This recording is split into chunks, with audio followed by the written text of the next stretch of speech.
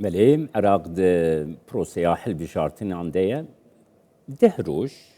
جبوه هلبجارتن عمانه روجا 11 میجی هلبجارتنین پارلمانتویا عراقیه. پارتیا دموکراتا کردستانی ده بانگشیا هلبجارتن عندها هر واحد هلبجارتنین عراقی ده خودی رولکی حریگرنگه یکمین پارتی ده تبایا عراقی ده. کاندیدا پارتیا دموکراتا کردستانی البازنا حولیری خاتون لنجد زی الاستوديو كردستان 24 میوانه منه تبخيراتي بريز لنجا سپاس ريزت هي لنجا خانوها قبل مروف لبانگشيا پارتیا دموکراتا کردستانی تماشا دكي مجارة جي كرنا دستوري در ريزا يكم ده دقري دست تجواد نرخيني بوچ پارتي مجارة دستوري اوقاز گرينگ دبي بله دستور لهمو دنيا باڵاترین یاسایە لە هەموو دەوڵەتێک کە پێویستە وەکو خۆی جێبەجێ بکرێ و هەر شتێک هەر قانونێک لە دەرەوەی ئەو دەستورە بێ بە باتڵ حساب دەبی. بەداخەوە ئێستا لە لای دەسەڵاتدارانی عێراق دەستور بە ئارەزووی خۆیان مامەڵەی لەگەر دەکرێ. ئەوەی کە لە بەرژەوەندی خۆیاندا هەیە دەسەڵاتدارانی عێراق جێبەجێ دەکەن. ئەوەی بڵێن لە سوودی خەڵکی عامی عێراقدا هەیە بە تایبەت خەڵکی هەرێمی کوردستان ڕێگری لێ دەکەن پێشێلی لێ دەکەن بۆیە پارتی ئەو جارە لەو هەڵبژاردنەی خولی شەشەمی پەرلەمانی عێراق پێداگیری لەسەر چەسپاندنی دەستور و هەروەها دیموکراسی دەکاتەوە. ئەمە دەبینین دەستور کە زۆرینەی خەڵکی عێراق دەنجی پێدایە لە بەرژەوەندی هەموو ئەو خەڵکەیە. بەڵام وەرە تەمەشاکە چەندین مادە ڕەنگەنیوەی زیاتری دەستور پێشێلی تێدا کرایە. بۆ نمونە ئێستا ئەگەر ئەمە تەمەشاکەی مادەی 140 دەستور مادەی ناوچە کوردستانیەکانی دەرەوەی ئیدارەی هەرێمی کوردستان ڕێگری لێ دەکەن کەوا جێبەجێ بکرێ. 2007 لازمە جێبەجێ بکرێ. یعنی بینە بەرچاوت 18 ساڵی بەسەردا چووە کەوا بوو خۆی لە خۆیدا ئەگەر بێ لە محکەمەی ئیتیحادی محکەمەیەکی عادل هەبی شکایەت بکرێ لەسەر ئەوەی کە ئەو مادەیە جێبەجێ نەکرایە پێویستە پەرلەمان و حکوومەتی عێراق سزا بدرێ لەسەر ئەوەی کە پێشێلی دەستوریان کردیە. بەهێچگەلەوەی کە پێشێلی دەستور دەکەن زۆر ناحەقی بەرامبەر خەڵکی ما و تایبەت جوتیارانمان لەو ناوچانە دەکەن. بۆیە ئێمە دەبی دیفاعکردن لە دەستور وەکو بنەماوە. یعنی مرۆڤ دکارێ بێژێ لەنجەخان پارتی چەند بەهێزبێ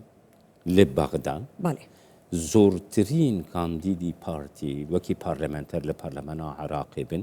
ئەوە دەبێ ینی فشارێک لە پەرلەمەنا عێراقی و دەستوری جێبەجێ بکە 100% لەوەی لەگەر جەنابتم کە چەند پارتی کورسی زیاد بی و بەهێزتر بی کوردستان بەهێزتر دەبی نەک هەر تەنها کوردستان بەهێزتر دەبی باوەڕتان بی کە هەموو عێراق بەهێزتر دەبی لەبەر ئەوەی پارتی تەنها خۆشی خۆی و خەڵکی کوردستانی ناوێ خۆشی هەموو خەڵکی عێراقی دەوێ هەموو گەلانی عێراقی دەوێ بۆیە دەبی گەلانی عێراق هەموو لەوە بگەن بەهێزبوونی پارتی لە ساڵحی لە بەرژەوەندی هەموویانە بۆیە پارتی سێ چەمچی زۆر گرنگی هەڵبژاردیە باز لە هاوبەشی هاوسەنجی سازان دەکا ئەگەر تەمەشای مێژووی پارتیمان بکەین قوربانی زۆر گەورەمان لەسەر ئەو سێ چەمکەیدایە چکە ئەمە دەزانین ئەگەر بەچاوی کەمینە و زۆرینە تەمەشای نەتەوە و پێکات و ئاینەکان بکەین ئەمە قازانج ناکەین کەوا بوو دەبی هاوبەشی هاوسەنجی سازان ڕەچاو بکرێ لۆی هەموو میلەتانی عێراق بە کورد و بە عەرەب بە هەموو پێکاتەکانەوە بە ئاسوودەیی بژین. ئەگەر تەماشای دەستور بکەین یەک لەو شتانەی کە لە بەرژەوەندی خۆیان نەبووە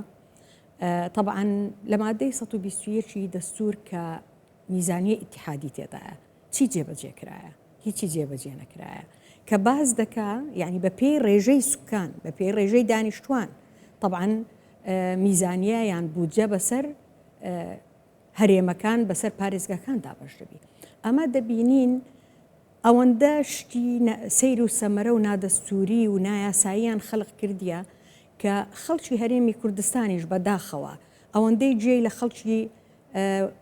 کوردیش دەبی لەوێ کە لە باتی لایەنگری خەڵکی کوردستان بی لایەنگری نەیارانی کوردستان دەبی لەوێ وا تەسەوڕ دەکەن کە ئێمەیە غەدر لە خەڵک دەکەن ینی پارتی چەند بەهێز بێ پارتی چەند بەهێز بێ کوردستان و کوردستان هەموو ئەو عێراقیش بەهێز بەهێز دەبی بەڵام خەڵک دەبی بزانی کەوا ئەوە عێراقا غەدر لە هەرێمی کوردستان و لە پێکهاتەکان دەکا لە پێناو بەرژەوەندی هەندێک ئەحزاب و هەندێک ئەشخاص ئیش دەکات پارتی دەیەوێت ئەو حکومڕانیە سەقەتەی ئێستا لە بەغدا هەیە لەو هەڵبژاردنە چەند بەهێز بێ دەیتوانی ڕێڕەوەکەی چاپ بکاتەوە برێز لە ئەنجەنوها گاواکو ئەز لە ڕەوشە عراقی تەماشەتکن یعنی زۆرداری لە کوردستانی تێکرد لێ زۆرداری لە عراقیژی مەسلە لە ژنان تێکرد ڕاست یعنی مەسلە ژن لە عراقی نەخودی مافی خۆیە یعنی دەستورە عراقی دەدبێژێ مێر و ژن یەکسانن ڕاستیێدە قەت ڕاستیەکە وێنینە مناڵێ نەحساڵی ئێگوتێنە زەوجاندن لە عراقی vê pirsê tu çawa di nirxînê birêzin بەداخەوە ئەو یاسایی کە ئێستا دەرچووە لە بۆ بڵین خێزان و ئافرەتوانە لە عێراق من خۆم بە شتێکی زۆر خراپی دەزانم ئەگەر مقارنە بکەین بەو یاسایانەی لە هەرێمی کوردستان هەیە کە مافی ئافرەت مافی خێزان مافی منداڵی زۆر بە جوانی پاراستیە طبعاً ڕێزی لە بەهایە کۆمەڵایەتی و ئاینیەکانی شگرتیە هەرێمی کوردستان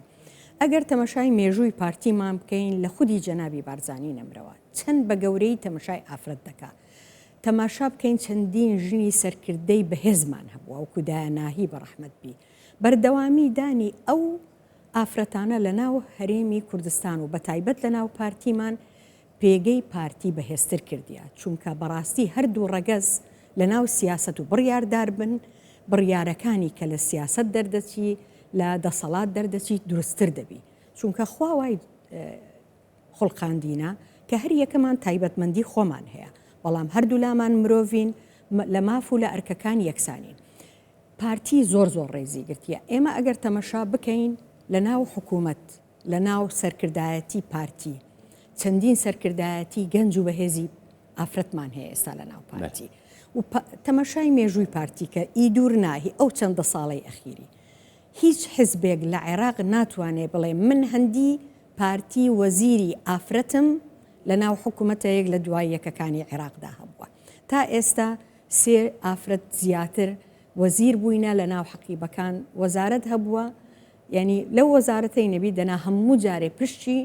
ئافرەت هەر هەبووە لۆ پارتی هەر لە پەرلەمەنا کوردستان ینی سەرۆکە پەرلەمەنا کوردستانی خانم بوو سەکرتەرە پەرلەمەنا کوردستانی فەرموو بەتەکید یەکەم سەرۆکی پەرلەمانیش کە ئافرەت بوو پارتی داینە بەڕاستی ئەوە شانازیە بێجگەلەوەی هیچ کابینێکی حکوومەتی هەرێمی کوردستان پارتی بەبێ ئافرەت کاندیدی خۆی بەبێ ئافرەتەوە نەکردیە لۆیە دەبینین ئەو ڕێزەی کە پارتی لە ئافرەت دەگری وای لێکردیە سیقەی بەخۆی هەبی بێتە ناو پێگەکانی بڕیاردان جا لە هەموو ئاستێکدا لە ئاستی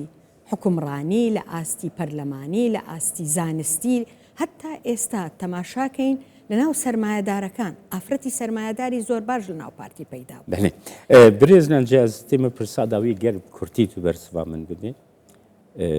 لە جعدا کوردی هەر بەحسابێتی کردن و پارتی 1 ملیۆن زێدەتر دەنگ وەربگرن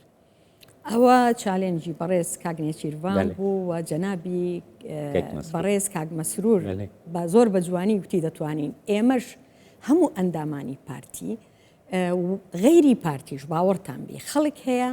کەوا نە پارتیە نە هیچ لە حزبێکی ترە ئێستا ئێمە کە دەچینە ناو خەڵک هەست دەکەین ئیسیجابەی ئەو خەڵکەی بەپێی ئەو حکومڕانیە جوانەی ئەو هەموو پرۆژەی پارتی هەر دوێنێ خودی جەنابی سەرۆک لەگەر ئەو هەموو ئافرەتە بەڕێزە لە دەڤەری بادینان ڕێزگرتن لە دایکی شەهید و خاوەن قوربانیان خەڵک ڕووی لە پارتیە بۆیە ما دڵنیای خەڵک دەکەینەوە ئەو 1 ملیۆن دەنگە بە دڵنیایی دەینین و ئێمەش هەمومان هەوڵمان لۆ 275 پارتیە منیش وەکو کاندیدی ژمارە 26 پارتی بە هەموو هێز و توانامانەوە بە هەموو ئەوانەی دۆست و ئەحبابی منە هەوڵ دەدەین بەیەکەوە تیمەک بین لەوەی کەوا ئەو 1 ملیۆن دەنگەم سۆگەر دەکەین لە بۆ پارتیمان گەلێک سپاس بۆتە برێزنجە دزەی کاندیدا پارتی سپاس لۆ جەنابیشتان زۆر سپاس